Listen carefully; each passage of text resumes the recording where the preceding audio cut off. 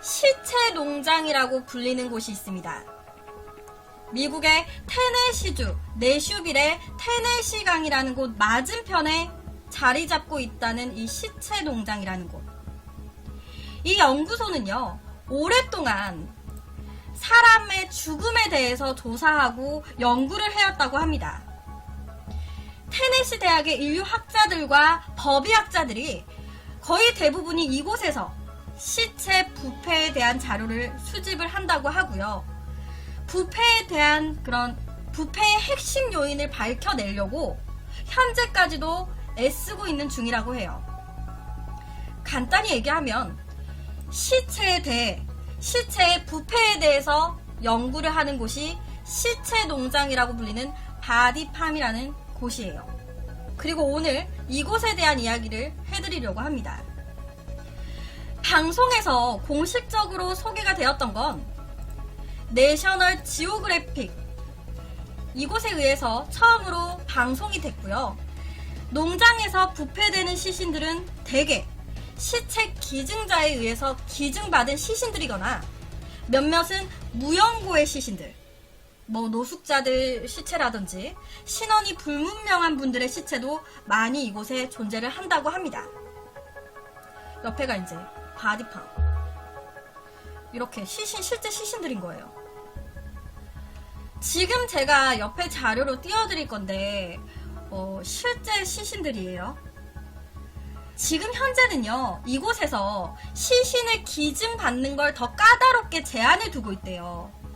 왜냐면 이 연구소가 BBC를 통해서 전파를 타고 알려지게 된 후에 경제가 어려워서 장례 비용을 감당할 수 없는 이 유가족들이 시신을 이곳에 기증하려는 사례가 점점 많아지면서 이곳에서는 그 시신들을 모두 수용하기 힘든 상황까지 이른 거예요. 그래서 연구소 측에서는 기증 조건을 현재는 더욱더 까다롭게 걸고 있다고 합니다. 아무나 받아주지 않는 거죠. 이 농장에서 특이할 만한 점은요, 이 연구 자체도 좀 특이하지만 인류학 연구센터라는 공식 명칭이 있는데도 불구하고 아까 말씀드렸다시피 시체 농장이라는 바디팜이라는 이런 별칭이 또 따라다녀요. 그 이유가요, 시체를 자연적으로 이곳에서는 부패를 시키는데 이때 걸리는 과정을 단계별로 살펴보기 위해서 연구소의 땅 여기저기에다가 옆에처럼 시체를 묻어놓기 때문이라고 합니다. 그래서 시체농장이라는 별칭이 생긴 거라고 해요. 이 연구소가 들어선 건 25년도 더 전이라고 하고요. 이 연구소의 최초 설립자인 법과학자 빌 베스라는 박사는요, 사실 처음에 모든 기관, 모든 사람들이 이 베스 박사의 연구 계획을 반대했었대요. 그러다 보니까 처음에 이 박사는요, 농장에서 혼자서 시체를 연구를 했는데 그걸 본 사람들은 시겁하잖아요. 맨날 이 박사의 농장 쪽 근처만 가면은 막 시체 썩는 이상한 냄새 나고, 그리고 얼핏 보이는데 시신 같은 그런 게 막 일부분이 보이고, 그러니까 주위 사람들은요, 이 베스 박사를 연쇄살인마라고 오해한 적도 있었다고 합니다. 연구를 진행하는 과정에서 베스 박사는 경찰서를 드나들기 일쑤였다고 하고요. 주변에서는 시신 연구를 그만하라고 정말 많이들 얘기를 했었대요.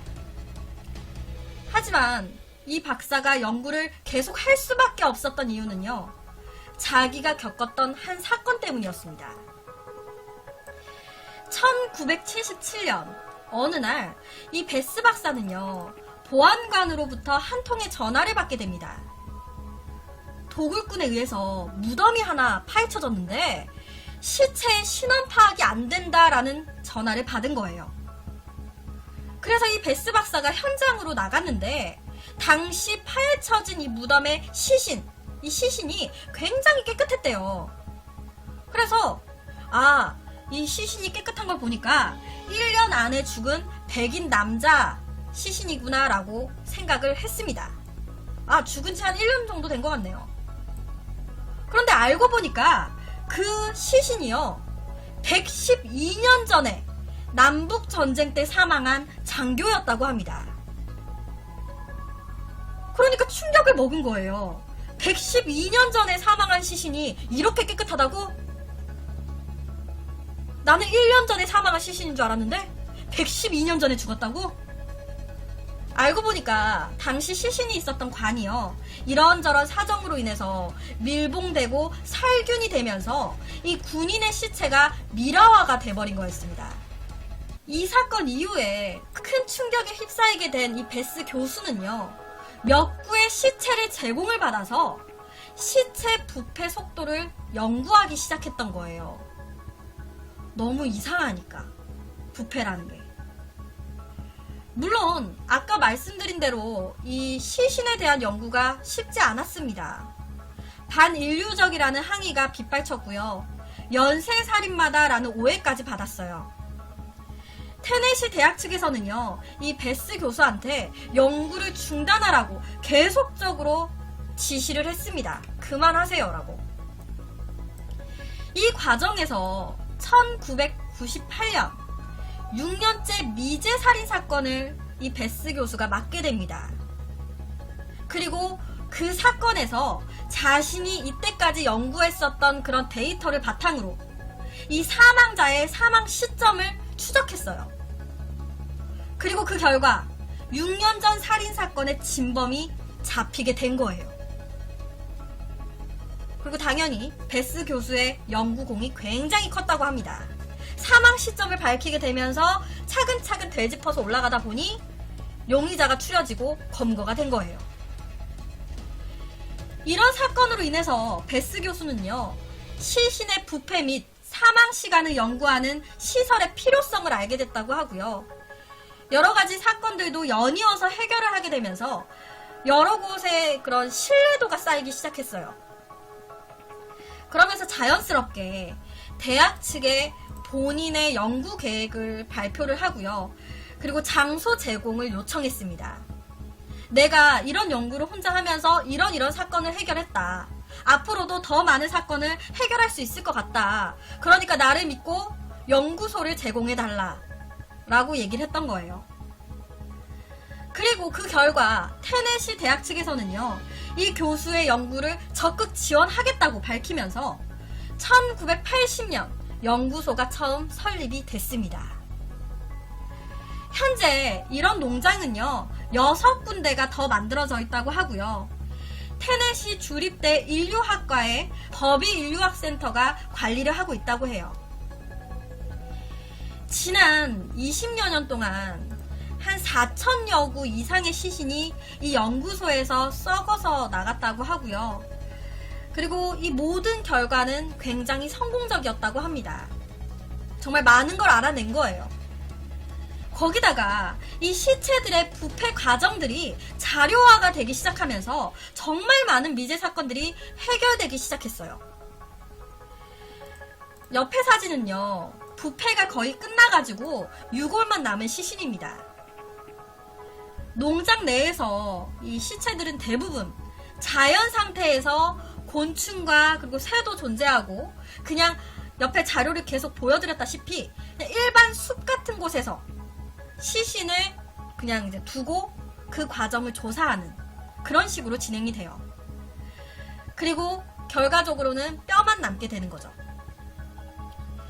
자연 상태에서 시신이 부패되어가는 과정을 조사함으로써 사망 시기를 추정할 수 있다고 합니다. 실제로요, 이 31구의 시체를 자연 속에다가 여기저기에다가 늘어놓는 거예요. 그리고 한 시체에는 옷을 입혀놔요. 그리고 한 시체에는 옷을 벗겨놔요. 그리고 이 두 시신의 부패 속도가 똑같은지 다른지, 만약에 다르다면 어떤 식으로 다른지, 어느 쪽이 먼저 부패가 되는지, 속도는 어떻게 다른지, 그리고 어떤 생명체가 이 시신에 제일 먼저 생기게 되는지, 어디서부터 썩는지, 이 새들이 어디서부터 쪼아먹는지 시신을, 그런 것까지 다 자료로 남기는 거예요. 예를 하나 들자면요, 시체에 가장 빨리 꼬이는, 가장 먼저 꼬이는 건 파리라고 해요. 파리, 똥파리. 금파리, 똥파리. 이런 파리는요, 3km 밖에서부터도 시신 냄새를 맡고 날아온다고 합니다. 그런 파리 한 마리는요, 1000마리 정도의 알을 이 시신 안에서 낳고 1시간 정도가 지나면은 다 부화를 하게 되는데, 파리가 알을 낳고 유충이 되잖아요. 그게 한 14일 정도 걸린대요. 그 과정 동안 부화한 구더기가 이 사체의 단백질, 즉 살을 파먹는 과정, 그건 역시 그대로 다 공개 자료로 다 찍고 데이터로 남긴다고 합니다. 구더기는 언제 생기고 파리는 언제 오며 어떤 식으로 갉아먹고 어떤 식으로 진행이 되는지, 그리고 사람의 시신을 토막냈을 때 부패가 얼마나 빨리 진척이 되는지, 가방 안에 시신을 구겨 넣었을 때 시체 및 주변 환경이 어떻게 변하는지, 만약에 이 시신이 특수한 환경에 놓이거나 혹은 어떠한 처리를 받았을 때 그 결과나 그 과정, 세부적인 모든 거를 기록하는 것, 그리고 연구하는 것. 이곳에서는요, 이 시체 수색견들 있잖아요. 개들, 수색견, 이런 강아지들을 훈련을 하기 위해서도 이곳을 많이 찾는다고 합니다. 곳곳에다가 이 시신을 숨겨놓고 시신 찾기 훈련을 이곳에서 한다고 하더라고요. 개들, 수색견. 거기에다가 이 개들뿐만이 아니라요, 법의관 지망생들도 불러 모아가지고 널브러진 그냥 시신의 사망 추정 시간을 알아맞힐 수 있게 교육을 시킨다고 합니다. 시신을 하나 딱 보여주고 사망 추정 시간을 알아내보세요. 그러면 이렇게 지망생들이 다 그거를 연구해가지고 발표하는 거예요. 나는 이렇게 생각한다. 교육을 하는 거죠. 물론 이 연구소에 들어오는 사람들은요, 죽은 자에 대해 연구 기증에 대해서 고마운 마음을 가지고 일을 하고 있다고 해요. 만약에 이렇게 기증을 해준 사람들이 없었다면 정말 그 많은 그런 사건들이 해결이 될 수도 없었을 거고, 정말 좀 난관들이 굉장히 많았을 건데, 이 시신들을 기증을 해준 덕분에 뭔가 실마리도 찾게 되고 많은 진척이 되어가고 있는 거잖아요. 그래서 이 시신 기증자들의 가족들이 원한다면 언제든지 그 가족들에게 시신을 다시 돌려줄 의무도 있다고 합니다. 시체라는 민감한 주제로 연구를 하다 보니까 이곳의 보안은요, 상당히 엄격하게 잘 돼 있다고 해요.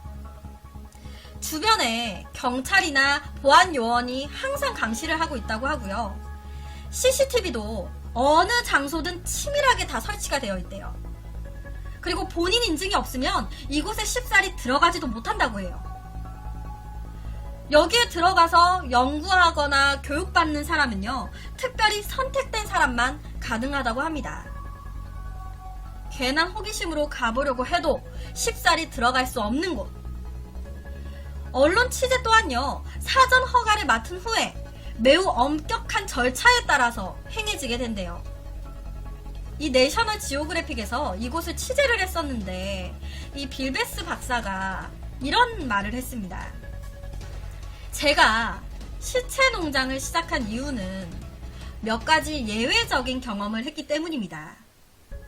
모든 시체가 일률적으로 부패하는 것이 아니었습니다. 그리고 저는 그 이유를 알고 싶었어요. 라고 말이죠. 어떻게 보면 고인들에 대한 억울함도 풀어주고, 그리고 사건 사고의 정말 핵심적인 중요한 단서가 되는 그런 시신에 대한 모든 것을 조사하는, 연구하는 기관, 바디팡. 살인자들에게 정의의 심판을 받게 하는, 좀 보기에는 끔찍하게 보일 수도 있고 자극적인 내용들을 다루고 있긴 하지만, 이 연구소가 실질적으로는 굉장히 많은 도움을 주면서 죽음에 대한 새로운 시각을 가지게 한다고 해요. 저도 미스테리를 컨텐츠로 다루면서 70년이 지나도 부패하지 않은 채 땅속에 있었던 불교 스님의 시신, 혹은 다 썩었는데 손만 썩지 않았던 사건도 있었어요. 그리고 이것 말고도 시신에 대한 좀 여러 가지 미스테리한 사건들을 다룬 게 많습니다. 사람이라는 건 정말 미스테리한 것 같아요. 반대로 우리나라의 경우에는요, 바디팜처럼 이런 전문적인 시스템을 갖춘 연구소는 전혀 없습니다. 그러다 보니까 지금까지 수많은 사건들을 해결하는데 어려움이 굉장히 많았을 뿐 아니라 다소 법의학 쪽의 발전이 뒤처지고 있는 상황이에요. 예를 들자면 구원파로 알려진 종교단체의 지도자로 알려진 인물 유병언. 우선 간단히만 말씀드리면 1991년 한때 5대양 집단 자살 사건에 이 남자가 연루가 되어 있었고, 그러면서 되게 화제가 됐었어요. 그리고 2014년 세월호 참사가 발생했을 때도 청해진 해운과도 이 남자가 관련이 있는 것으로 알려지면서 이 유병언이라는 남자가 수사를 받고 있었는데, 그런 와중에 돌연 잠적을 했던 인물입니다. 그렇게 잠적 후에 채 한 달도 되지 않아서 시신으로 발견이 된 건데, 이 유병언의 시신에 대해서 정말 말이 많이 나왔어요.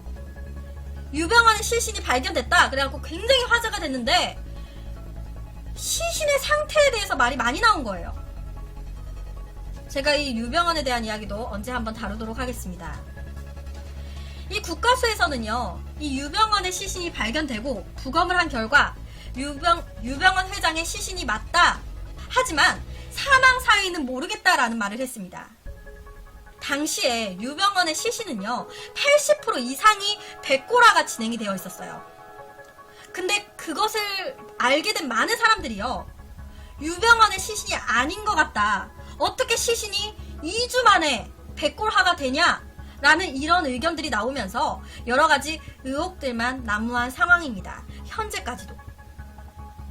이 발견된 유병언의 시신이 진짜 유병언이 맞냐?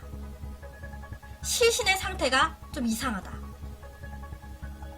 그리고 또 하나는 제가 예전에 이미 미스테리로 다뤘었던 속초 콘도 살인 사건. 이때도 용의자들의 진술 번복, 그리고 발견된 시신의 부패 상태가 맞지 않아서 수사가 현재까지도 미제 사건으로 되어 있어요. 4개월쯤에 사망한 걸로 추정되는데 시신은 백골화 상태였던 사건으로 기억합니다. 모미지 미스테리에 있습니다. 어떻게 보면 이때도 시신의 부패에 대한 좀 더 많은 정보가 있었다면 지금 현재의 진행보다는 조금 더 뭔가가 밝혀졌을 수도 있지 않았을까라는 생각이 좀 들었어요. 왜냐면 의문이 몇 개월 만에 시신이 백골화가 될 수 있을까? 라는 거기서 그냥 딱 멈췄거든요. 근데 만약 바디팜처럼 이게 이제 연구가 됐었다면, 아, 시신의 토양과 뭔가 이런 거를 봤을 때 뭐 가능하다, 뭔가 이런 게 나왔었을 수도 있겠죠. 사람이라는 것 자체가 정말 미스테리한 것 같아요.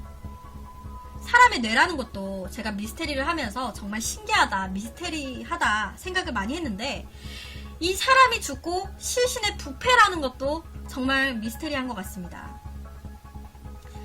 개인적으로 우리나라나 해외나 이런 연구가 활발히 돼서 현재 억울한 죽음으로 한이 풀리지 못한 채 잠들어 계시는 고인분들이나 유가족분들에게 힘이 됐으면 좋겠다라는 생각을 좀 하면서 준비를 했어요. 실제로 미국에서는 이 연구를 통해서 많은 미제 사건들이 좀 풀렸다라고 하니까.